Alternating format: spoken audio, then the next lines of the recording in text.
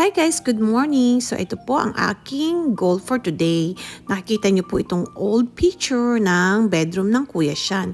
Tingnan niyo po, sobrang boring at sobrang orange na talaga siya. So kailangan na siyang palitan guys. So ito ang aking ginagawa today dahil nga bawal din sa akin magbuhat. Ngayon ay inaasikaso ko muna itong kwarto ni Sean para naman magmukhang beach style ang kanyang bedroom. Kaya iniisa-isa ko na itong i-tape para naman magmukhang malinis ang pagkakapintura.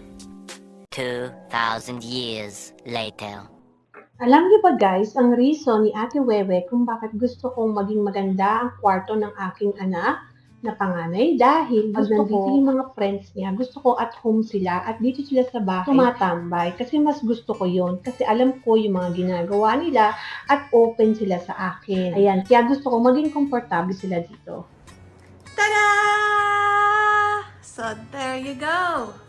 Freshly paint ang kwarto ng Kuya Sean. Ang ganda. At pinalagyan din namin ng bagong AC ang para hindi na siya nag-electric fan. So, ayan. So, may AC na at hindi na mainit pag summer. So, yan ang kwarto niya. Tapos, ang view niya, ayun, o. Diba? Bunduki ng kanyang view. Ayan, o. Diba? Yan ang kanyang view. Ipapaputol ko pa yan. Ipapatrim ko yung mga puno-puno na yan para sa umaga pagising niya ang ganda ng view. Ayan. So, there you go. Ganda. Mas malamig siya.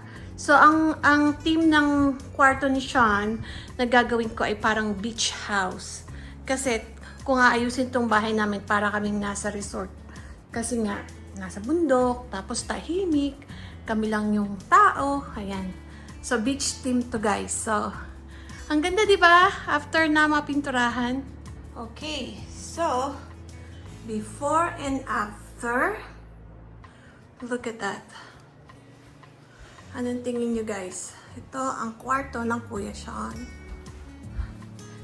The color is green sea salt.